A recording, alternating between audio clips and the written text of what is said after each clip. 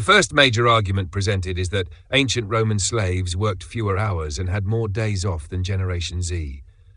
At first glance, it sounds shocking, but upon even the laziest fact-checking, it completely falls apart. Yes, some Roman slaves, particularly house servants or educated scribes, might have worked fewer hours compared to today's overworked baristas.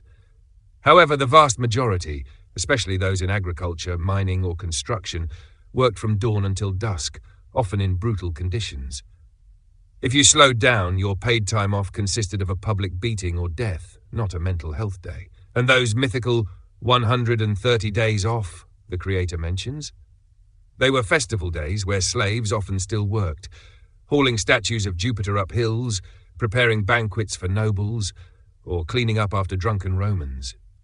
Imagine calling it a day off because you spent 14 hours scrubbing vomit off a marble floor. Meanwhile, members of Generation Z today can sit in a heated apartment, order Starbucks from their phones, and complain about existential dread on Reddit. Perspective is important. The second argument claims Roman slaves were legally entitled to food and shelter, whereas Generation Z struggles to afford rent and groceries. On the surface, this sounds sympathetic until you remember the context. Roman slaves were given food and shelter for the same reason you give gas to a lawnmower. Not out of kindness, but necessity. Food often meant spoiled grains and rancid fish sauce. Shelter was usually a rat-infested hole crammed with other slaves. If you became sick or injured, you were tossed aside like a broken broom. Today, even struggling members of Generation Z have access to things like public libraries, basic healthcare, and 15 different flavors of hummus at Target. Saying Roman slaves had it better because they did not pay rent is like saying a prisoner has it better because he gets free meals. Yes, Generation Z faces crushing rent prices, but they also have access to heated homes, modern medicine, and the option to not be whipped for existing. Slaves were not free, they were the rent.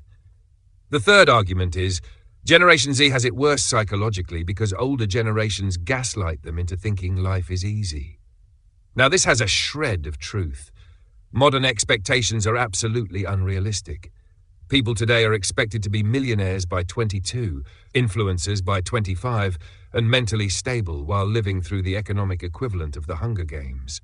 However, pretending psychological stress in 2024 is worse than living through the Black Death, the 30 Years' War, or medieval famine is historical amnesia at its finest. At least Generation Z has Google, online therapy, antidepressants, emotional support water bottles, and millions of memes. If you were depressed in 1347, you simply died. No subreddit for that. And for the record, gaslighting is not new. Medieval peasants were told the king was chosen by God and that their suffering was virtuous. If you wanted to complain, you had two options: die in a ditch or start a doomed rebellion. There was no self-care day after getting taxed into oblivion. In conclusion, the idea that ancient Roman slaves had it better than modern Generation Z is so historically illiterate it belongs in a museum exhibit next to medieval flat earthers and bleeding patients to cure fevers. Yes, Generation Z is fighting an uphill battle against an insane economy and broken promises. But ancient Roman slaves were not sipping wine after a cushy 6-hour shift.